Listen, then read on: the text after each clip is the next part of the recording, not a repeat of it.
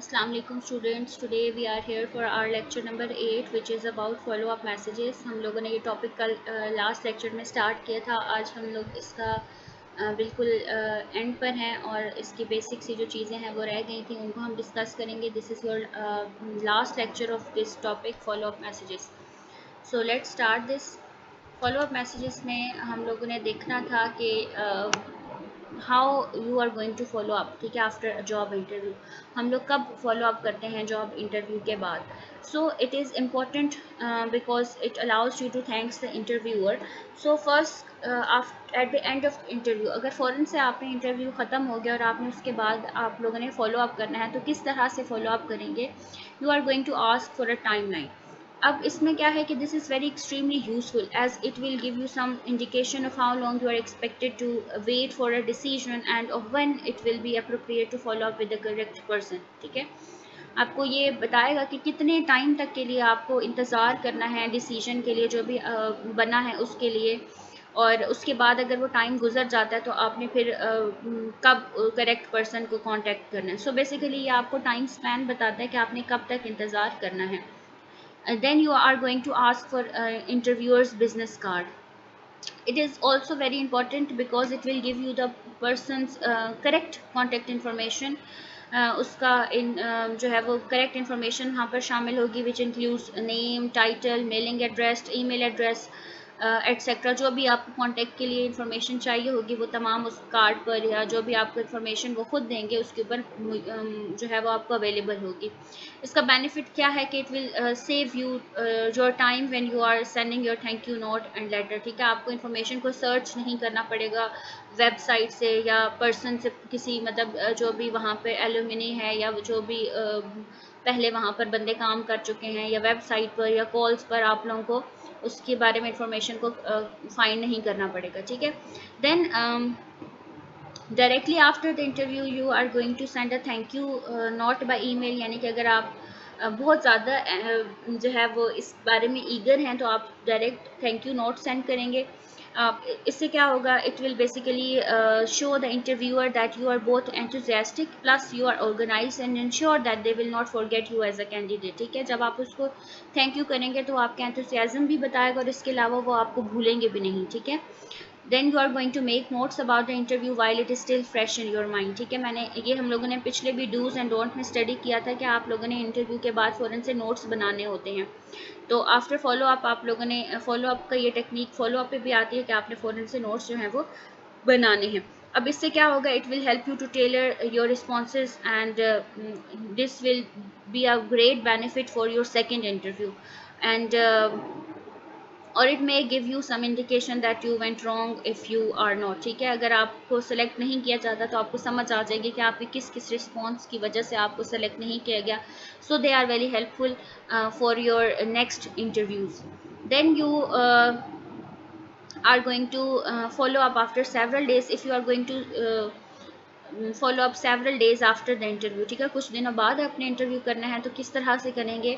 After the indicated time period has pass follow up with a single email और phone call. पहले तो आपने उस टाइम की जो भी उन्होंने बताया है कितने टाइम तक आप वेट करें उस टाइम तक आप लोगों ने वेट करना है. आफ्टर दिस क्या करना है कि आपने सिंगल ईमेल और फ़ोन कॉल के से आपने उनसे कॉन्टेक्ट करना है. तो आपने क्या करना है, if they are not specified it would take for them to reach a decision has pass. So अब क्या हो सकता है कि 2 दिन भी हो सकते हैं, 2 वीक्स भी हो सकते हैं. So it is now appropriate time for you to follow up about the decision. ठीक है, बाय ईमेल और फ़ोन कॉल. तो आप तब उनको रिस्पॉन्ड करें. Then respond promptly if you are contacted about a second interview और अ जॉब ऑफर. और अगर उनको आप वो लोग आपको कांटेक्ट करते हैं आफ्टर सेवरल डेज तो आपने क्या करना है, you are not going to make them wait. ठीक है, making them wait for your response is very unprofessional and make it seem like you are not enthusiastic about job. अगर आपको message आ गया और आपको ईमेल आई हुई और आप ईमेल नहीं खोल के पढ़ते, आपने मेल आपको आ गई है फॉर एग्जांपल आ जाइए और आप जानबूझ के उनको एटीट्यूड दिखा रहे हैं कि ईगो में आ गए हैं कि उन्होंने आपको लेट कंसर्न जो शो किया है, तो आप 3-4 दिन बाद वो मैसेज खोलेंगे. इससे क्या होगा कि आपका एक प्रोफेशनल एटीट्यूड नहीं लगेगा और आप लगेगा कि आप एंथुसियास्टिक नहीं हैं जॉब के लिए. Then if even if you didn't get the job, then thank you the interviewer for their time. ठीक है, आपने क्या करना है, अगर आपको जॉब नहीं भी मिल रही तो आपने थैंक यू करना है। Don't be overly angry and disappointed. इससे क्या होगा कि accept that fact that there were probably many other qualified candidates जो आपको आपसे ज़्यादा बेहतर हैं, and take it as a valuable learning experience. उसको अपनी हार ना समझें बल्कि उसको नेक्स्ट टारगेट उससे सेट करें और नेक्स्ट के लिए आप उसको मोटिवेशन मतलब उसको रखें अपने लिए। सो उस ज़्यादा जो है वो हार्श नहीं होना और उस फेलियर को अपने दिल पर नहीं लेना। ठीक है, सो अब ये आपके पास जो है वो कुछ चीज़ें थी। नेक्स्ट आपके पास कुछ टिप्स हैं कि किस तरह से आप यूज़ कर सकते हैं। सो आपके पास कुछ पैराग्राफ रूल होता है, 3 पैराग्राफ रूल। अगर आपने फॉलो अप मैसेज लिखा है तो उसमें आपने क्या लिखना है, 3 पैराग्राफ रूल आपने अप्लाई करना है। इसमें क्या करते हैं कि हम लोग थैंक करते हैं उनके टाइम को जो उन्होंने और इंटरेस्ट जो उन्होंने शो करवाया है। इसके अलावा आप अपनी स्ट्रेंथ्स वगैरह के बारे में फिर बताएंगे या कंपनी की बेनिफिट्स के बारे में बताएंगे। इसके अलावा आपको कोई क्लैरिफिकेशंस अगर आपने देनी है या जो क्वेश्चंस आप इंटरव्यू के टाइम पर नहीं दे सके थे तो आप अब उनके बारे में आंसर दे सकते हैं। लेकिन remember, you are going to be you are going to keep it brief. Then you are going to write a very good thank you on the paper. ठीक है, पेपर के ऊपर आप पर लिखें और ऐसा चार्मिंग सा टच होना चाहिए, एक अच्छा सा पेपर यूज़ करें ताकि वो फील भी अच्छा दे।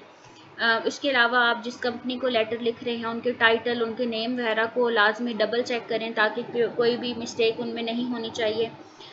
फॉक्स पॉज को अवॉइड करें, यानी कि आप देखें कि आपने कोई भी नेगेटिविटी या कोई चीज़ी सा वर्ड नहीं लिखा, कोई एक्स्ट्रा आप बटरी तो नहीं हो रही, यानी कि होता है ना एक मक्खन लगाने वाली सिचुएशन हो रही है तो वो तो नहीं हो रही। इसके अलावा आप इनफॉर्मल लैंग्वेज तो यूज़ नहीं कर रहे, यानी कि आपने एरर फ्री, स्पेलिंग्स में, ग्रामर में मिस्टेक्स वगैरह नहीं करनी और लैंग्वेज भी आपकी बहुत सिंपल होनी चाहिए। Don't call them, they will call you. इसका ये मतलब ये है कि आप खुद से उनको शुरू में कॉल मत करें। अगर उस टाइम पीरियड जो आपको लिमिटेड दिया गया है, टाइम स्पैन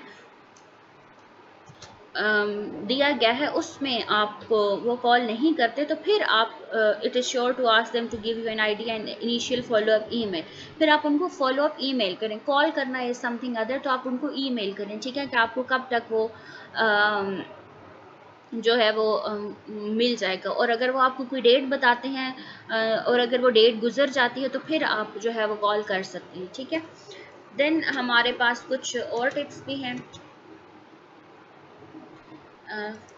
जैसे आपके पास कुछ डूज हैं, इसमें क्या है कि you are not going to you are going to make it very clear कि आपका जो बिजनेस लेटर फॉर्मेट है वो फॉलो होना चाहिए, लेंथ एक्सीड नहीं करनी चाहिए 1 पेज से।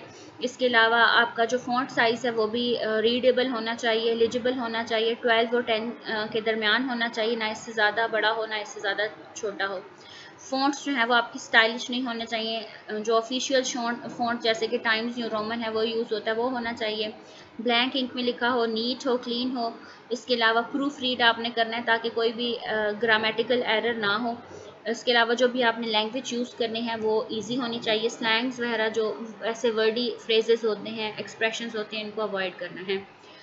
अब आपने कौन सी ऐसी चीज़ें हैं जिनको अवॉइड करना है। सबसे पहले तो you are not going to harass your company. ठीक है, being over eager and bombarding the company with follow up emails and phone calls, it is not an good idea. ठीक है, it will harm your chance of getting the position. आप जो एक के बाद धड़ल्ले से टंग टन टन टन शुरू हो जाएंगे मैसेजेस या कॉल्स को, तो वो आपको कभी भी नहीं एक्सेप्ट करेंगे इस चीज़ के ऊपर। ठीक है, then don't go in the company in person. ठीक है, एज अ पर्सन आप कभी भी ना जाएं। It is an company uninvited आप जाएंगे तो it's definitely a no no. ठीक है, it puts pressure on the hiring manager और interviewer to speak with you even they don't want to. ठीक है, हो सकता है उनके पास टाइम ना हो सकता है उन्होंने पहले से ही कुछ सोच रखा हो, तो वो अगर कभी आपके बारे में सोचना भी चाहेंगे ना तो ये एक अनप्रोफेशनल एटीट्यूड की वजह से वो आपको रिजेक्ट कर देंगे। ठीक है, इसके अलावा don't avoid the follow up later और फ़ोन कॉल। कुछ लोग ये समझते हैं कि हम लोग फॉलो अप या जो है वो फ़ोन कॉल इसको अवॉइड करेंगे, they think that they should just wait for a decision and not bother the interviewer. तो इससे भी ये होता है कि it's not a correct tactic. अब आप फॉलो अप करें, लेकिन आप पीछे रूल पढ़ चुके हैं कि कब फॉलो अप करना है, लेकिन बिल्कुल उसको इग्नोर कर देना is basically not a right choice, ठीक है। तो आप लोग फॉलो अप ज़रूर करें, लेकिन जो टाइम स्पैन दिया गया है उसके बाद। इसके अलावा अपने लेटर में निक नेम्स वगैरह यूज़ नहीं करने, जो ऑफिशियल नाम आपने यूज़ किया है उसी को यूज़ करें। देन फेवरेबल कमेंट्स, अगर आप को वो नहीं बार बार अप्लाई रिप्लाई करे, तो आप लेटर में अनफेवरेबल कमेंट्स ना यूज़ करें, ना ही इंटरव्यूअर के बारे में, ना ही कंपनी के बारे में। हमेशा से पॉजिटिव चीज़ों के ऊपर शामिल रहें, या पॉजिटिव चीज़ों। तो गर्ल्स, ये हमारे पास फॉलो अप मैसेजेस का टॉपिक था। फॉलो अप मैसेजेस यहाँ पर ख़त्म हो चुके हैं। तो उम्मीद करती हूँ आप लोगों को समझ आ गए होंगे। आप लोगों ने अगर कोई भी क्वेश्चन है तो मुझसे पूछ सकते हैं। Thank you.